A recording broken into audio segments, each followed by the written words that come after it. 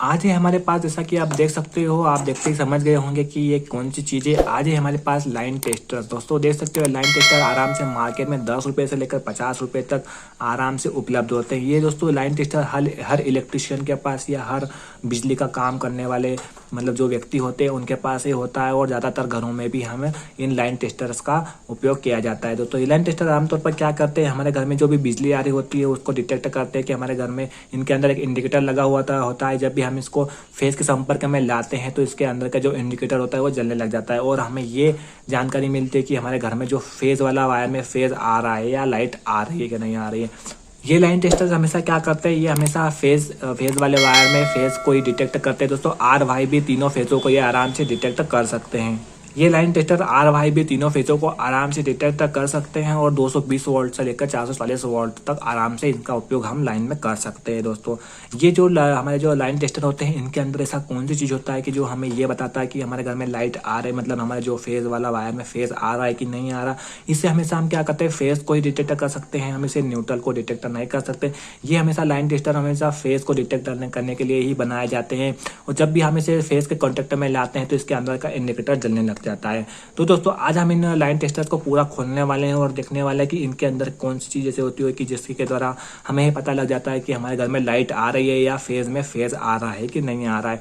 इसको आज हम पूरा खोलने वाले हैं और देखने वाले हैं कि इसके अंदर कौन कौन से कंपोनेंट लगे हुए होते हैं, और साथ ही साथ हम ये भी देखेंगे कि इसके जब भी हम इसे फेज के संपर्क में लाते हैं तो हमें करंट क्यों नहीं लगता, हमें इलेक्ट्रिसिटी का झटका क्यों नहीं लगता। जब भी हमें ये वाला हिस्सा जो हमारा आगे वाला हिस्सा है, जब हम इसको मतलब फेज के कॉन्टेक्ट में लाते हैं, और जो हमारा जो पीछे वाला हिस्सा होता है ये न्यूट्रल की तरह कार्य करता है, और ये फेज की तरह से फेज के संपर्क में आने पर यहाँ पर फेज सप्लाई होती है, और इधर से हम जो भी हम इसको टच करते हैं तो हमारे बॉडी से आकर यहाँ पर हमारा न्यूट्रल मतलब यहाँ से जाता है, और यहाँ पर जो बीच में इंडिकेटर होता है वो जलता है, और हमें पता लग जाता है कि हमारे घर में लाइट आ रही है। पर दोस्तों हमें यहाँ पर करंट क्यों नहीं लगता, क्योंकि हमारे घर में तो एसी सप्लाई आ रही होती है। जब भी हम इसे फेज से कॉन्टेक्ट में लाते हैं तो हमें करंट का झटका क्यों नहीं लगता। तो आज हम इन लाइन टेस्टर्स को पूरा खोलकर मैं आपको बताने वाला हूं। तो सबसे पहले हम क्या करते हैं, इन लाइन टेस्टर्स को मैं आपको चला के बताता हूं कि इनके अंदर ये चालू है कि नहीं चालू है। तो चलिए इसको मैं आपको एसी सप्लाई के साथ कनेक्ट कर मैं बताता हूं। तो दोस्तों आप जैसा कि देख सकते हो ये हमारे पास एक इलेक्ट्रिसिटी का बोर्ड है, और यहाँ पर लाइट आ रही है। तो दोस्तों हम क्या करते हैं, सबसे पहले लाइन टेस्टर को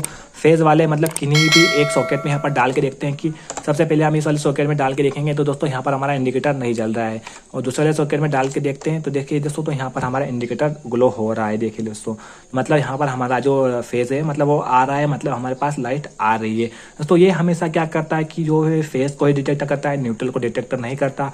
आप इसे आर फेज, वाई फेज और बी फेज दोनों को आप यहाँ पर डिटेक्ट कर सकते हो। दोस्तों ये 220 वोल्ट से 440 वोल्ट तक आराम से यहाँ पर इन टेस्टर्स का उपयोग किया जा सकता है। जैसे दोस्तों मैं यहाँ पर जो न्यूट्रल वाला ये होता है इसको मैं यहाँ पर टच करूंगा तभी इंडिकेटर जलेगा, इसको मैं छोड़ दूंगा तब यहाँ पर इंडिकेटर जलना बंद हो जाएगा।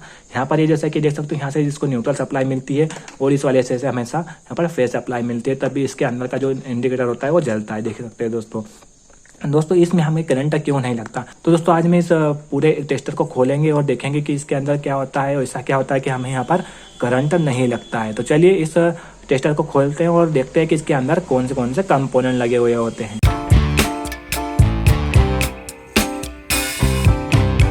तो इन लाइन टेस्टर्स को खोलने के लिए सबसे पहले क्या करना पड़ेगा, हमें यहाँ पर इसके जो ऊपरी सिरा होता है यहाँ पर एक स्क्रू जैसा यहाँ पर खोलने के लिए हमें यहाँ पर दिया होता है। तो जैसे भी हम इसे यहाँ पर घुमाएंगे तो ये खुलने लग जाएगा। देखिए दोस्तों यहाँ पर एक खुल रहा है आराम से, फिर से इसे हम खोलकर ओपन कर लेते हैं।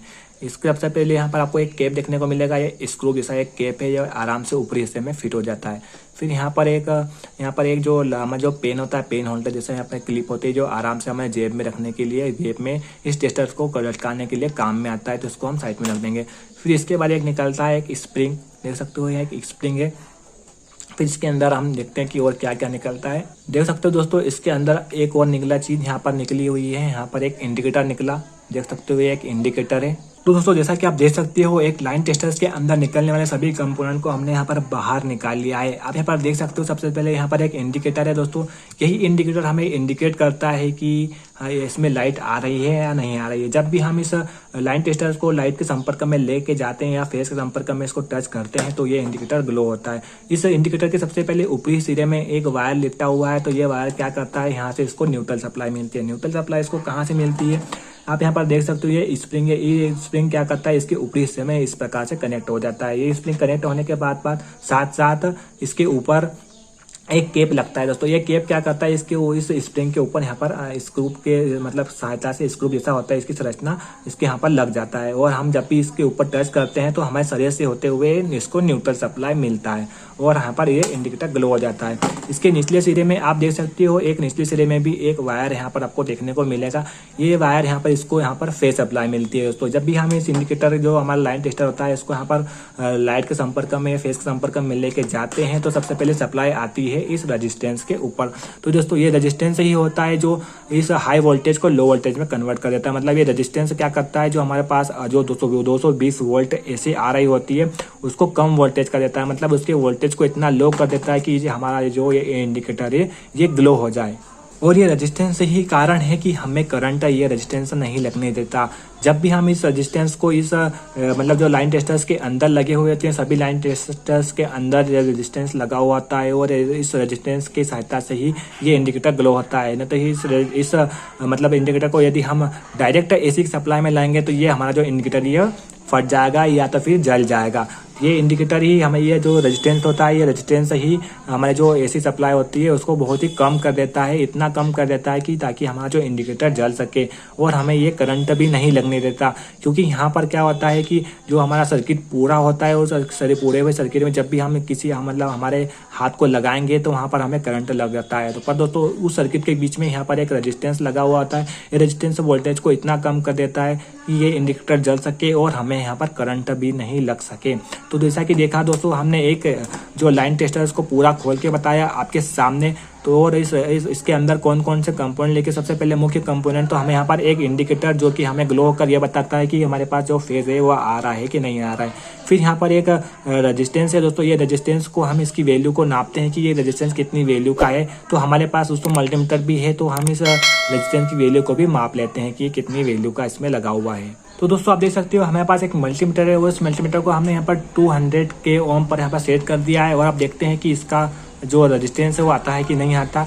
अभी देख सकते हो दोस्तों, इसको हमने यहाँ पर टच कर दिया पर अभी यहाँ पर मल्टीमीटर में कुछ शो नहीं हो रहा है क्योंकि अभी ये 200 के ओम से भी ज़्यादा का है। तो हम इसे यहाँ पर 2 मेगा ओम पर सेट करते हैं। 2 मेगा ओम पर सेट करने के बाद यहाँ पर रीडिंग आती है कि नहीं आती है, देख सकते हो दोस्तों। यहाँ पर अभी रीडिंग आ गई है। यहाँ पर 8.7 मेगा ओम का ये हमारा जो रेजिस्टेंस है वो है दोस्तों। इसकी वैल्यू है 8.7 मेगा ओम।